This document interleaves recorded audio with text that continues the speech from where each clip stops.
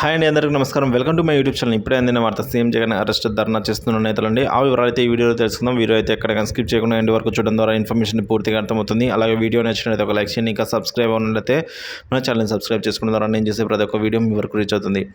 ఇక వివరాలు చూసుకున్నట్లయితే జగన్ను జైల్లో పెట్టిస్తారని సోనియాకు హామీ ఇవ్వలేదా అని అయితే అంటున్నారండి. ఎవరు అంటున్నారంటే సీఎం కిరణ్ కుమార్ రెడ్డిపై అయితే మంత్రి పెద్దిరెడ్డి రామచంద్రారెడ్డి అయితే ఈ విధంగా ధ్వజమెత్తారు.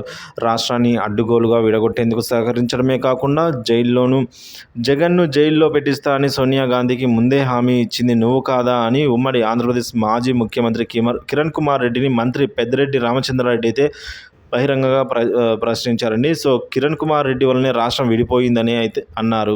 అన్నమయ్య జిల్లాలోని పీలేరు, గుర్రంకొండ, కలిగిరి, వాల్మీకిపురం ప్రాంతాల్లో సోమవారం జరిగిన సమావేశంలో ఆయన మాట్లాడారు. ముస్లిం మైనారిటీలకు వైఎస్ఆర్ ప్రవేశపెట్టిన 4% రిజర్వేషన్లను రద్దు చేస్తామని బీజేపీ రాష్ట్ర అధ్యక్షురాలు పురంధరేశ్వరి, జాతీయ నాయకులు అమిత్ షా, కిషన్ రెడ్డి వ్యాఖ్యానించడం ముస్లిం మైనారిటీల హక్కులను అయితే కాలరాయడం అయితే అంటున్నారు. అలాంటి మతత్వ పార్టీలను ఎలా పోటీ చేస్తున్నారంటే కిరణ్పై ధ్వజమెత్తారండి మంత్రి పెద్దిరెడ్డి మల్లారెడ్డి. సో ఈ విధంగా చంద్రబాబు నాయుడు, కిరణ్ కుమార్ రెడ్డికి ఇద్దరికిద్దరు తోడు దొంగలే అని 2014లో ఉమ్మడి ఆంధ్రప్రదేశ్ రాష్ట్రాన్ని విడగొట్టి ప్రజలకు నీడ లేకుండా కుమార్ రెడ్డి చేస్తే కిరణ్ కుమార్ రెడ్డి ఇక హైదరాబాద్ ఉమ్మడి రాజధానిగా 10 ఏళ్ల పాటు అవకాశం ఉన్నా కూడా ఓటుకు నోటు కేసులో చిక్కుకొని చంద్రబాబు రాత్రికే ఏపీకి పారిపోయి వచ్చారని ఉమ్మడి రాజధాని కూడా లేకుండా చేస్తారనైతే మంత్రి పెద్దిరెడ్డి అయితే మండిపడ్డారు. ఇద్దరు మంత్రులు కూడా ముఖ్యమంత్రులు రాష్ట్రానికి, ప్రజలకు మరియు తీవ్ర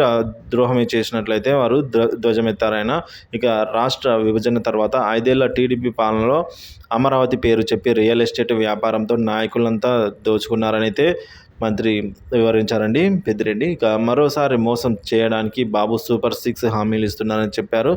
చంద్రబాబు బూటకపు హామీలు రాష్ట్ర ప్రజలు నమ్మే స్థితిలో లేరని మంత్రి అన్నారు. సీఎం జగన్మోహన్ రెడ్డి పాలనలో కులమతాలు పేరిట ఇక అందరికీ అవి ఉండవు. సో అందరికీ సంక్షేమ పథకాలు అందుతాయని అయితే వివరించారు. రైతుల కోసం అయితే ఆర్బీకేలు ఏర్పాటు చేసి అన్ని సేవలు అందిస్తున్న ఘనత జగన్కే దక్కిందన్నారు. 2014లో ఎన్నికల్లో మాజీ ముఖ్యమంత్రి కిరణ్ కుమార్ రెడ్డి సోదరుడు కిరణ్ కుమార్ రెడ్డిని అయితే ఎర్రచందనం స్మగ్లర్, మరో వీరప్పన్ అని విమర్శించిన చంద్రబాబు నేడు అదే వ్యక్తికి పీలేరు అభ్యర్థిగా ఎలా టికెట్ ఇస్తారని అయితే ప్రశ్నించడం జరిగింది.